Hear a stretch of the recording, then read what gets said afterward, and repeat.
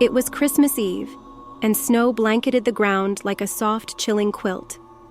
In a small, abandoned house at the edge of the woods, a mother cat and her kitten huddled together for warmth. Their once loving family had moved away, leaving them behind to fend for themselves. The tiny kitten, a ginger furball named Ember, trembled as the icy wind howled through the cracks in the walls. "Stay close to me," said the mother, her voice soft but firm. She was a sleek white feline named Lyra, with piercing green eyes that glimmered in the dim moonlight filtering through the broken windows. The clock struck midnight and the sound echoed eerily in the silence. Ember perked up his ears. Outside, he heard a faint jingling of bells.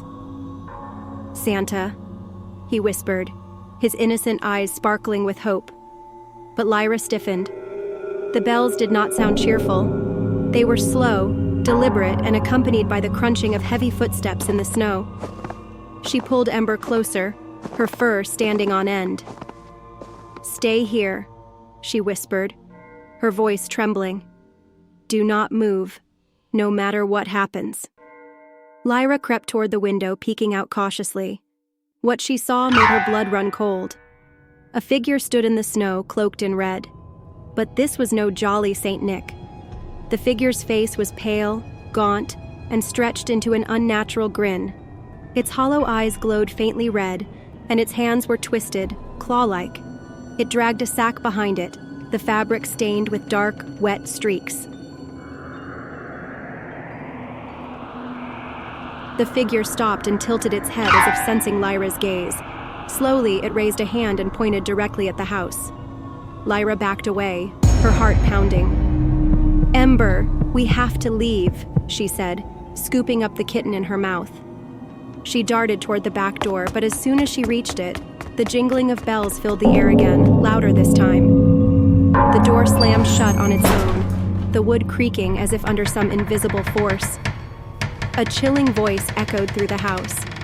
"You can't run from me." The red-cloaked figure was inside now, standing in the doorway.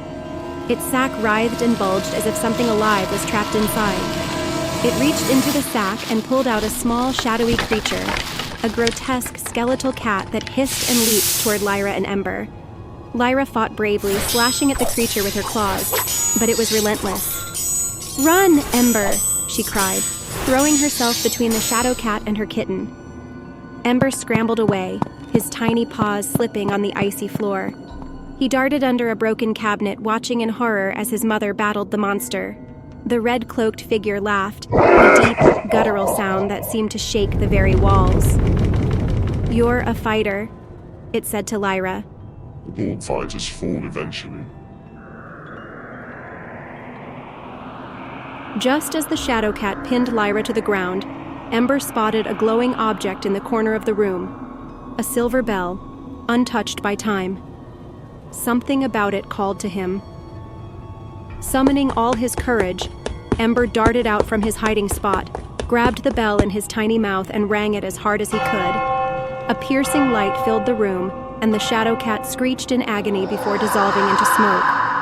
The red-cloaked figure staggered back, shielding its face from the light. "This isn't over." It snarled before vanishing, leaving only the sound of its bells echoing in the cold night.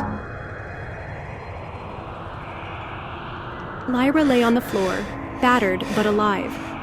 Ember rushed to her side, nuzzling her fur.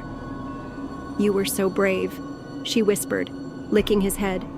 "But we must leave this place. It isn't safe anymore." As they stepped out into the snow, the bell still clutched in Ember's mouth. The forest around them seemed darker, the shadows deeper. Somewhere in the distance, the faint jingling of bells could still be heard. From that night on, Ember and Lyra became wanderers, moving from place to place, never staying too long in one spot. They knew the red-cloaked figure was still out there, hunting, waiting for another silent night.